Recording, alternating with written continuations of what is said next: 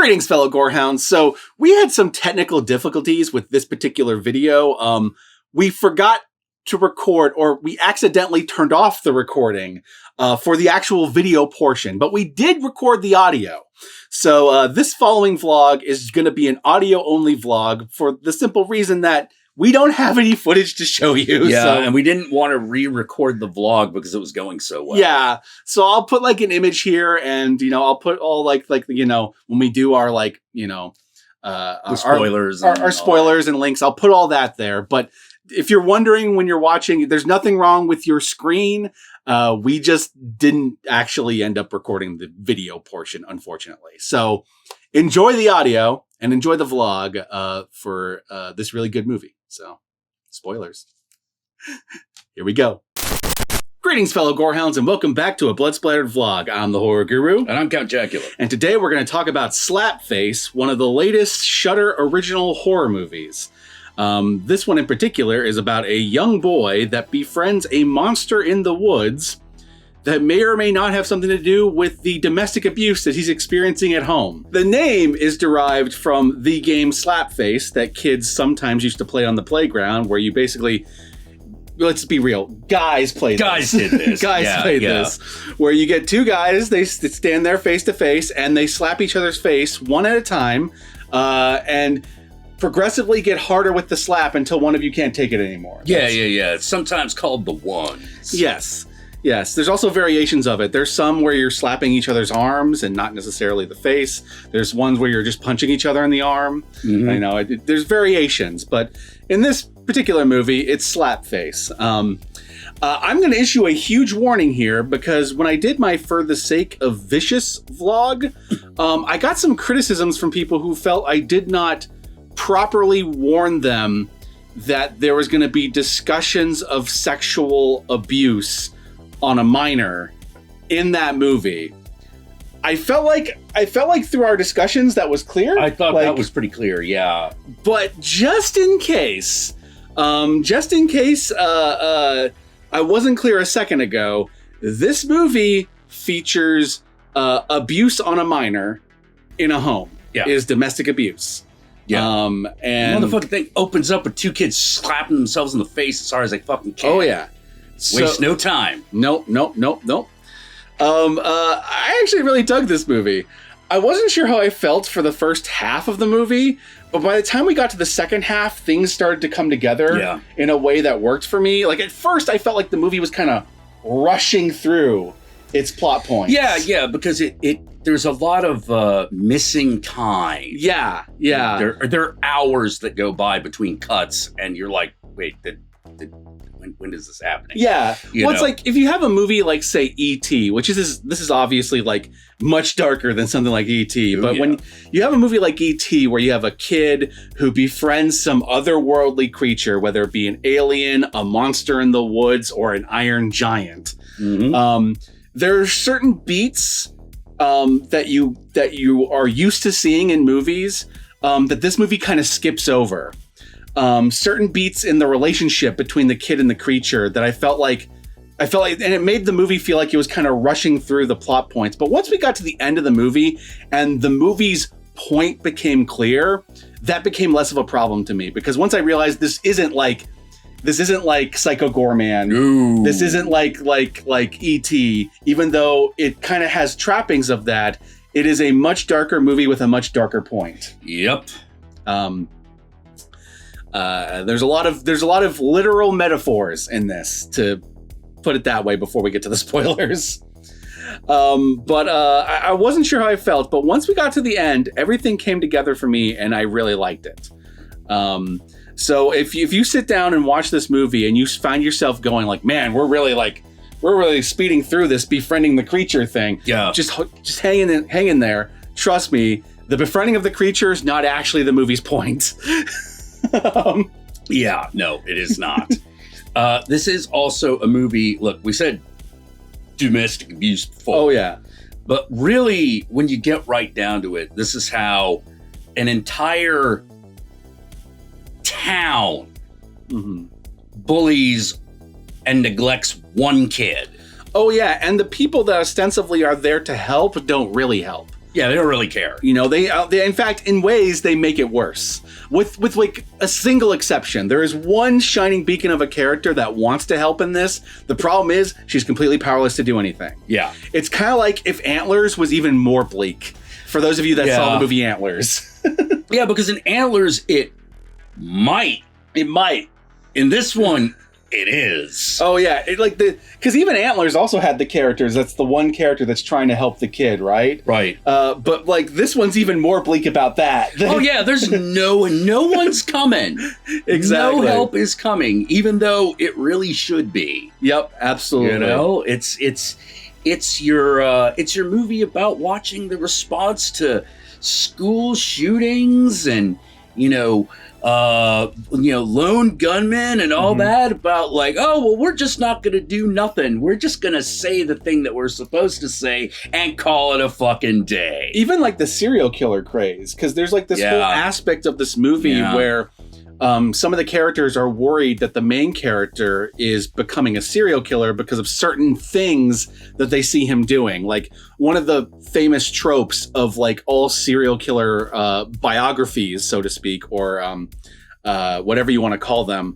Usually there's a point in a serial killer's early life where they like killed and tortured animals. Yep.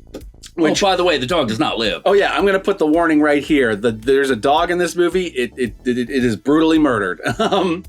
It is brutally murdered. But like, the dog is brutally murdered, and they think the kid did it, and so they are suspecting that the kid is, he's a little Dahmer. He's a little, little Dahmer, little Bundy, little Gates. Yeah, exactly.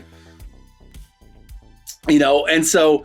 There's that aspect too, which also kind of feeds into the lone gunman thing, like the school shooter thing, because there's something to be said about how the decrease of serial killers and the rise of school shootings seem to like coincide. They coincide because, like, how to put it, we have in many ways demystified the serial killer. Mm-hmm.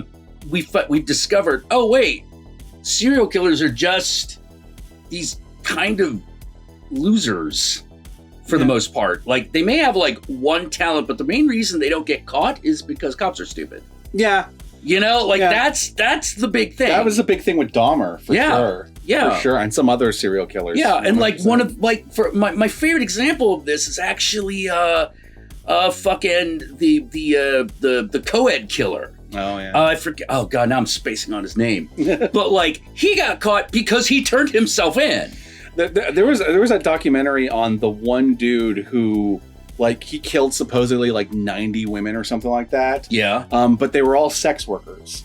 They were all like drug addicts and sex workers. So on top of the fact that the cops just didn't care about the victims that he did, anytime he would be caught and put on trial for these murders, and it happened multiple times, all they would have to do was be like, well, these were prostitutes and all that stuff, and it would become a character fucking assassination on the victims, and he would just get off scot-free. Yep. So like the failure, the success of serial killers really is... It's the total and utter failure of society. Of society, of our justice system, of the way we deal with people, of the way we deal with the mentally ill as well. Because some of these serial killers have legit problems that maybe could have been addressed had we had like a healthcare system that addressed people, like, and didn't leave people to the wolves, But like, anyway, now we're getting into now we're getting into that. But yeah, as serial killers have become passé, like the shooter has gone up in popularity because, I don't know. Yeah. I guess like people who feel like life has nothing to offer them anymore need an excuse. Yeah. That's all I have. Well, it's like a combination of like a power grab. You feel powerful killing these people, and you feel powerful with your gun. And it's also like, there's also the like social aspect of, if I do this, everyone will know who I am and I'll be important. Yeah. But at the same time, there's that lack of remorse for like having to end another life. True. Like, I don't know how to. It's that weird thing where it's like, even people work in slaughterhouses like have that like, yeah, I kind of feel bad about this. This is why we don't have just one guy who kills the animal every time. Oh, yeah. We have a bunch of them circle out because it's kind of not a great job. Oh, yeah. You know, it does things to you. Yeah, yeah. You know, like being a soldier or exactly like any job like that. Exactly. Like you're gonna get you're gonna get traumatized. So we're trying to mitigate all of that. Oh yeah. But this movie is a great example of if this kid were a serial killer, the entire town would have failed to fucking catch him. Yeah, because, completely and utterly. You know, because like there's this one sheriff guy who's constantly coming around and being like, oh, you got to do something about your little brother. Because in the story, the main character is being raised by his elder brother because their parents were killed in a car accident. Yeah. So the older brother, who's obviously like just over 18, like maybe in his early 20s, like at most. Yeah. Is still kind of figuring out life himself. Yeah. And he's stuck with raising this kid, and he's obviously not equipped to do it. And he's not equipped to deal with like any kid, particularly like a kid who has like massive emotional needs. No. Like the older brother is basic redneck scumbag. He's not he's not like a killer or anything else. He's just kind of a basic dumbass. He's also filled with like extreme toxic masculinity. Oh yeah, definitely. Definitely. His way of dealing with the whole like his brother acting up thing is to play that Slapface game. It's the only thing he knows how to do, and it's basically a way for him to get away with like spanking his kid without spanking him. But instead of spanking him, he's slapping him in the face. Basically, it's an excuse to hit his little brother when his little brother does something wrong. Yeah, and you can tell that this is probably something passed on by their father. Oh yeah, guaranteed. Like it's pretty heavily implied. Yeah. As the movie goes on. But anyway, there's this sheriff that constantly comes around every time the little brother gets in trouble and is like, you got to do something about your little brother. Yeah. And like the elder brother is just like, well, could you come around and like, I don't know, take him fishing like you used to or something like that? Because he could really use, you know. Like, yeah, he could use a real adult. Yeah. You know? He could really use it. And he looks up to you. He doesn't respect me, you know. I'm his brother, you know, which fair. Like brothers don't respect brothers. That just comes with the territory. You know, that doesn't happen until much later. Well, yeah. When you're adults, you can, but when you're kids, no. When you're kids, no, that doesn't happen. You're already in like a weird competition with your brother just by default. It's weird. And the sheriff is like, no, you've got to deal with this. And if anything goes wrong, it's your fault. So the sheriff just fucking washes his hands of it and just like fucking lets the kid fucking deal with it. Even though he's like small town sheriff, like he's only got so much he has to do. Yeah. He could come around and like, he could come around and help with the raising of the kid. Like the village around this kid utterly fails this kid. Yeah. Like, you know, completely. You know, there's the one character, which is the girlfriend of the brother that actually does recognize that something's wrong with the kid and wants to help him, but is utterly incapable of doing anything because she's also really young. Yeah. She also has zero fucking say in what in this kid's life. Because she has no authority whatsoever. None.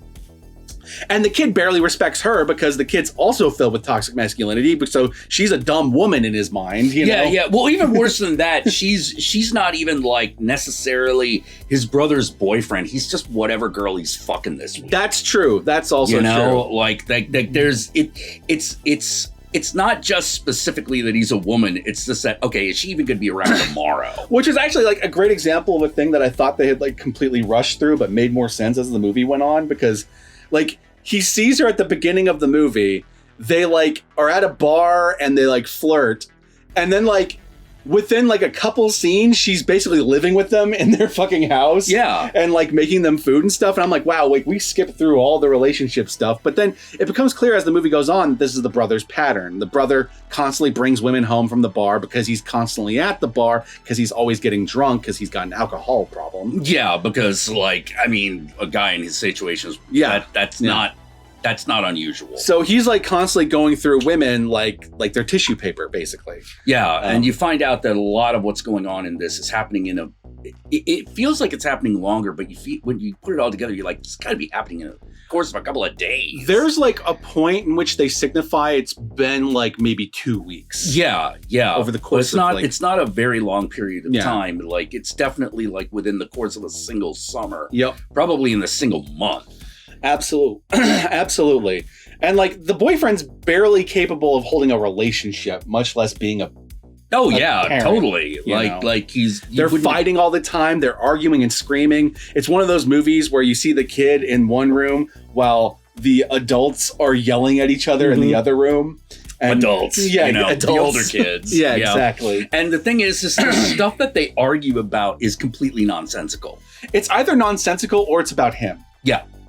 It's about like something needs to be done to help him. And the brother just likes to leave the little brother to his own devices, even though that's constantly leading to the little brother coming home with the cops. Like, Like the kid's he's obviously constantly getting into trouble, and he's not a stupid kid. Oh yeah, he's not a stupid kid. So like the getting in trouble at that point is a cry for help. Yeah, exactly. Like that's if I get caught, maybe something will happen. Yeah, maybe. And but people will pay attention. People pay attention. Yeah, because it's the school shooter thing. People will notice me. Yeah. Because like being a kid who did, obviously I didn't like torture animals or anything. Oh God. But like I'd sneak into abandoned buildings. I get places where I shouldn't. Oh sure. But my whole deal was, don't get caught ever. Yeah. Don't get caught ever. Whereas this kid feels like he's like trying to get caught. Yeah, he does. Yeah. He does. He feels like he's trying to get caught in particular in certain points. Yeah. So it's like, this is like cry for help, And that's not even getting into the weird way this poor kid is bullied at school. Oh, geez. Like he is bullied by this group of girls that are like much bigger than him, like physically. Oh yeah, they're clearly like 3 or 4 years older. Yeah. And they bully him because he is interested in one of their friends who you find out really quickly is interested in him, but in order to save face with her friends, bullies him along with the friends. Yeah. So even the love he gets is from someone who abuses him. Yeah, no affection this kid gets is non-abusive. Absolutely. And in fact, this movie is the bullying aspect of this movie is so strong. It actually ends with an anti-bullying PSA. At the very end. Yeah. Which was kind of funny because I almost laughed at that because I was like, "Whoa, wait a minute!" Like what kind of after-school special shit is this? It did feel a little after-school special, not gonna lie, but it was also kind of weird just because like while bullying was part of the movie was obviously about more than just bullying. Oh yeah. So it felt weird to just highlight that at the very end. Yeah, because it wasn't just... The movie's not just about bullying. It's about complete and utter emotional neglect and abuse. Yep, 100%. By an entire town. Yep. Damn, like, ugh.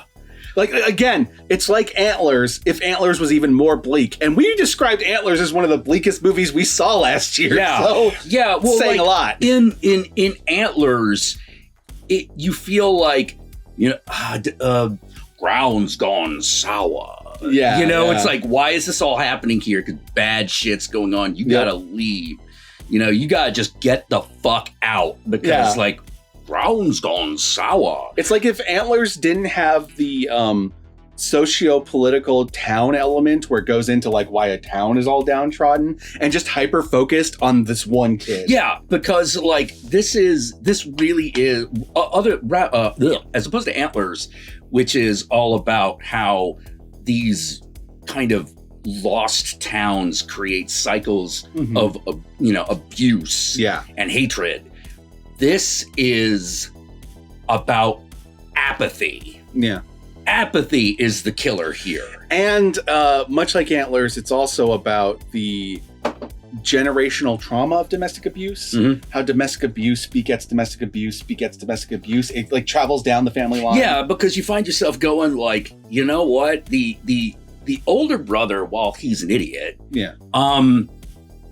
you get the feeling that he is probably the most helpable. Like, he doesn't seem to hate or resent his brother so much as he's repeating a cycle of abuse that he thinks is what he's supposed to be doing. Yeah, that's the thing. Like his older brother is abusive to him. Like full stop.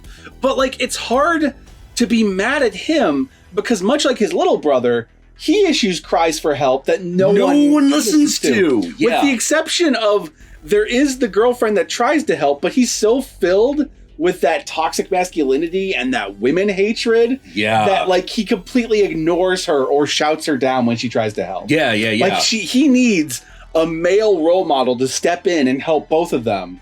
Yeah. But none of them are willing to because they're just going to throw him away and lock away the key. Yeah. Yeah. Or lock him up and throw away the key. Yeah. Like, why should they care? Exactly. You know? One of the things I did notice. Yeah. This is a bit of trivia. The guy who plays the cop in this is the guy who played Alfred Tully in the Addams Family movie. Oh, yeah. Yeah.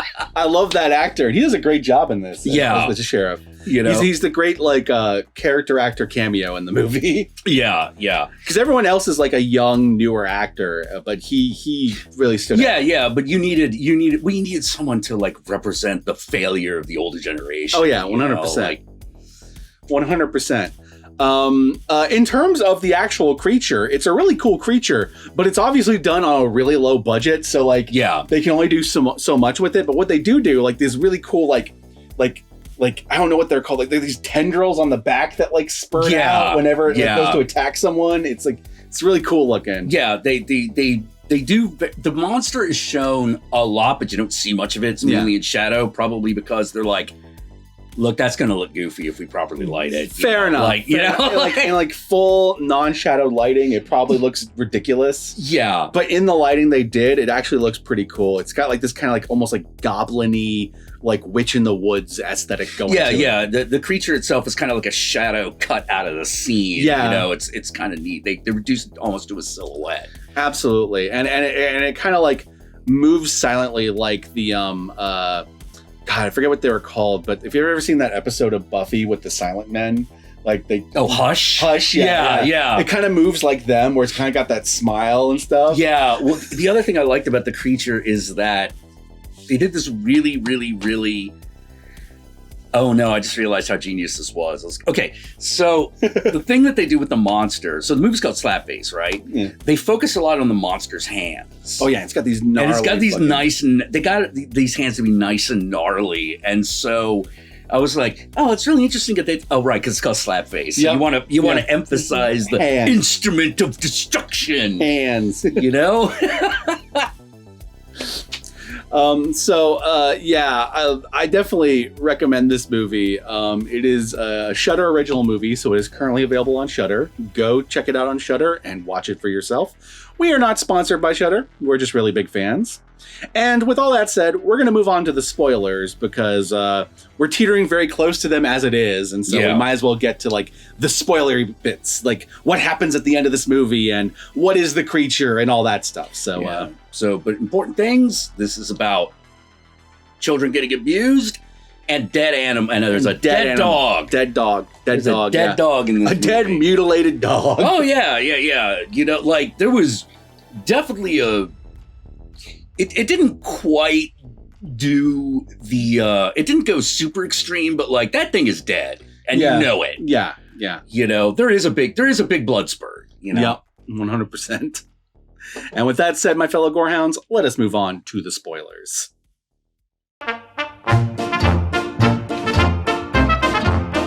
Alrighty then. So the main spoiler of this movie is that one of the things that you don't really realize is a question until you get to the end of the movie is whether or not the creature actually exists or if it's just in the kid's head. Now, for most of the movie, you don't really question it. You just kind of take it as... Yeah, you just kind of take it as granted that this thing is real because it's doing so much stuff. Exactly. And there's some stuff it does that's so over the top that you're like, okay, it's hard to imagine the kid doing it. Yeah. But when you get towards the end of the movie, you start to understand what the point of the movie is. The point of the movie is about that generational abuse, that abuse that like keeps kicking down, and it teaches the next generation to kick down, and it keeps the next generation to kick down. So you find out that the dad was just as abusive, if not more so, than the brother. Yeah. And this abuse transferred over to the brother, who then transferred that abuse over to his little brother. Yeah. With the Slapface game. And eventually this eventually culminates into a point in which the creature plays Slapface with the brother and kills the brother by doing that. Yeah. And after the creature does this, the boy stabs the creature. Now, this is after we've seen the creature get shot and like it took out an entire precinct of cops. Oh, apparently. yeah. That's the point where I was like, okay, I assume this is real at this point. Well, yeah. So like it took out an entire precinct of cops. So we can assume in that like Terminator like fucking siege on the fucking police precinct that it got shot and probably stabbed and all that sorts of shit. So it survived a bunch of shit. But then the kid takes a knife and stabs it and kills it. Yeah. And then the creature disappears and all the cops arrive to find the kid holding his brother. And the cops all think that he did it and that he killed everyone else. Yeah. And this is where you start to like realize that, okay, like whether or not the creature exists, it's about the fact that like, it was carrying out essentially the kid's abuse. The creature's a manifestation of the kid's own abuse. Yes. Yeah. And it is abusing back. Yeah. You know, it kills his girlfriend who was bullying him. It kills his brother. It kills the sheriff that abandoned him. Yep. And used to be apparently around more when the mom was around because the sheriff had a thing for the mom. Yeah. But then when the mom died, basically left the brother to his fucking own devices. Yeah. And so the kid and it all kind of makes sense more, like especially when we talked when the Countess was talking about it and was like, oh yeah, at the beginning of the movie, remember when he was like performing that weird little ritual thing with the parents' photo and he like cut his hand on it. Yeah. It's like he's summoning a spirit. Yeah. And so then you realize that whether or not the creature existed, it came from the kid. It comes from him. Yeah. So it is his abuse and it is his revenge. And at the end of the movie, much like a lot of abusive people, he regrets the results of that. Yeah, totally. But the thing is that the other aspect of it, the other aspect of it that I realized was, whether or not the monster is real is part of the point because this type of abuse everyone ignores. Yeah, exactly. You know, like that's what's going on. That's what the story is saying. Absolutely. So even though the creature has this nursery rhyme and it's like this local legend and all that stuff, it is a manifestation of this kid, you know? Yeah. You know, it is protecting him. And much like a lot of abusive tendencies, they sometimes can form out of a defense mechanism. Yeah, it might actually be coming from a decent place. Yeah. But what is it going to do? Yeah. All it knows is hurting things. Like, why does it play Slapface with the brother? Because the brother was playing Slapface with the kid. Yep. You know? It was abusing the kid. Why does it kill the brother's girlfriend that was trying to help them? Well, it sees it as a threat to their home. To the kid's home. So even the person that tries to help ends up getting killed by this. Yeah. Oh, I also love the bit where the kid is like trying to communicate with Slapface and go like, are you good or are you evil? Yeah. And it just separates them. Yeah. It just the creature just comes in and separates them until there's just one figure left. And you're like, oh, that what it's saying is no, just you. Just you. Just you. That's all it is. You. I am you. I am you. That's it. You are me. Bam. You know, he is. It is the manifestation of his abuse. It is both a metaphor, but it's also literal in the movie. Once you realize that that's what he was doing at the beginning of the movie, summoning it, basically. Yeah. It's the movie's one bit of dream logic. Yeah. Everything else is very, very clear, but when it comes to the existence of Slapface itself, that's where the movie enters a dream logic. Oh yeah, 100%. You know, where you just sort of like, well, does it really matter? It's here. Yeah. You know? Yep.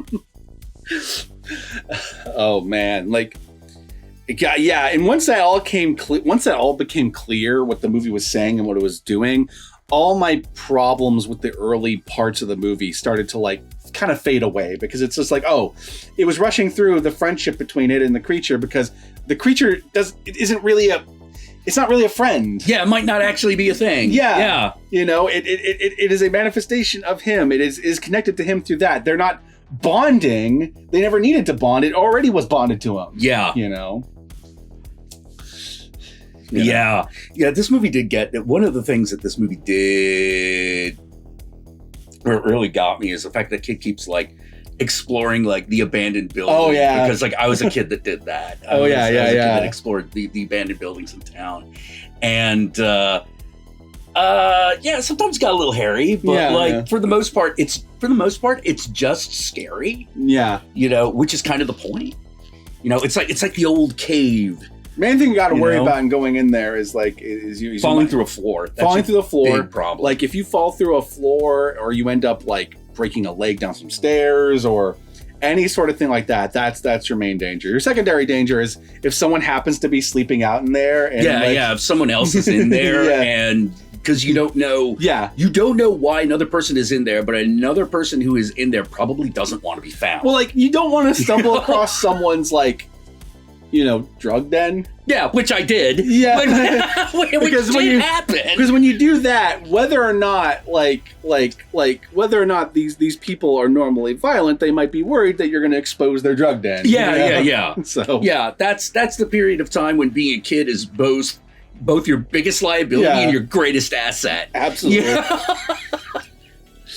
That's actually one thing I really liked about this movie. Like, as someone who comes from a very white trash background, this movie really captured what it feels like to live in that environment. Oh yeah. Like it really captures it. Like the way the home is decorated, the way the home looks. Oh god, yeah. The relationship between the brother and the little brother, it got so much right about that. Yeah. Like I was when I was growing up, I was lucky in that the house was pretty good. Mm-hmm. The house itself was pretty good, but occasionally you would wander into even the piece of shit town's got the bad part of town. Oh yeah, 100%. I don't think there's a town that doesn't have the bad part of town. Yeah. So you find the part of town that is you go to somebody's house, you're like, wait a minute, where the fuck is this? We're in some Texas Chainsaw Massacre territory right here. And you go into their house and then all of a sudden you're like, oh, this is where all those images and all those horror movies come from. Okay, let's get the fuck out of here. Yep. And because 50, there's a 50-50 shot that the kid that lives there is like, wait a minute, should I really be this physically close to you? Or you gonna stab somebody? Are we gonna start? Is something like that gonna start happening? Okay, I'm gonna leave. Yeah. There's actually one thing I actually weirdly related to in this movie is that I am the older brother in my relationship with my brother, but the older brother in this reminded me so much of my younger brother. The way he looked and talked and acted it was like watching a movie if my younger brother were the older brother. It's what it felt like. Right down to the kind of going through girlfriends like tissue paper. I would. Oh yeah, and the yelling between the girlfriend and boyfriend thing all the time. Oh geez, yeah. I mean, man, I'm so glad that I don't think any of my relationships were like that, or not any of the long-term ones anyway. Maybe that might last about one day. Yeah. But it's God, if I'm yelling now, what's it going to be like next week? Oh yeah, fuck this. Oh yeah. Well, one of the problems is, and I think this movie kind of gets it across too, is that in this movie's case, the brother obviously keeps pushing the girlfriend away. Oh yeah, and it's obvious that he does this with every girlfriend. Oh yeah, constantly pushes them away, and then gets mad at them for going away. Yep. How dare you abandon us? Why weren't you here with the rest of us? Why'd you leave for 2 days?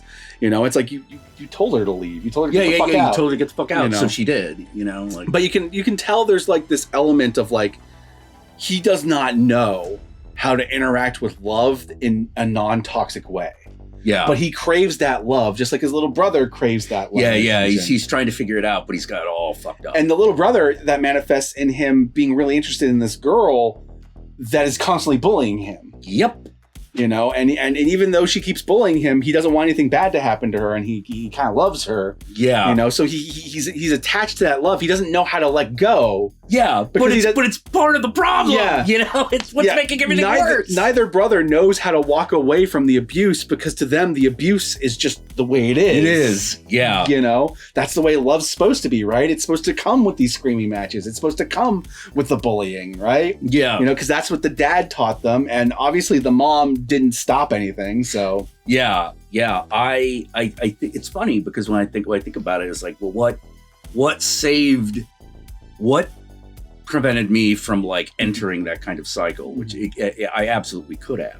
Mm-hmm. And I think about it, and I'm like, oh, I think I know what it was, because even though it hurt, and I was mad, and everything sucked, my dad did walk away. True, which taught you that you could. Yeah, it's like, oh, you can leave. You can walk away. It taught you that you could do that. You don't have to live with this shit. That's another thing I want to bring up. I really love the layers of metaphor in this movie, because the parents died by drowning. Yeah. Their car crashed and went into a lake, and they drowned in the lake or river or whatever the fuck it was. Yeah. And so the family drowned while the brothers are metaphorically drowning in their own fucking situation. Yeah. While you have the older brother becoming an alcoholic. Yeah. And drowning in the bottle. Yep. And there's a point in which it's even like, they even almost make the metaphor literal, where like you have the brother laying in a tub with his clothes completely on, asking his little brother to bring him another beer. Yeah. Because he's like metaphorically drowning. And there's this great moment where the little brother's like, oh, you never talked to me about anything or whatever. So the brother starts opening up, and he's just like, why'd you tell me that? We agreed to never talk about that, and walked away. Yeah, the little brother shuts him out. And it's like, even among the two of them, they can't open up. Like, Yeah. Oh, and there's that scene where he confronts the three girls and they're in a swimming pool. Oh, yeah. Yeah. Yeah, 100%. 100%. There's a drowning metaphor in this. Yeah. This movie definitely picked its metaphors. Oh, yeah. Big time. So, needless to say, Slapface totally gets my approval. I recommend you watch it. Do you have any final thoughts? Or no, good movie.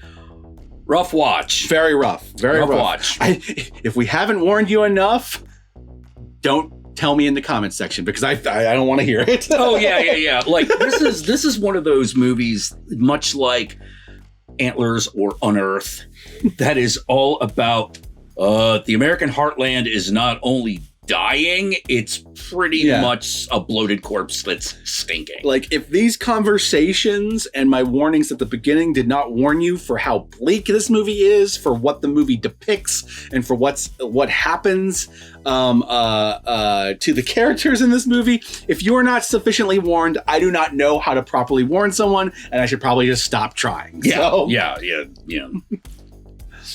Anyway, with that said, my fellow gorehounds, where can they find you, Count Jackula? Oh, you can find me on YouTube at, I forget URL of my YouTube channel. I believe it's Planet Dracula.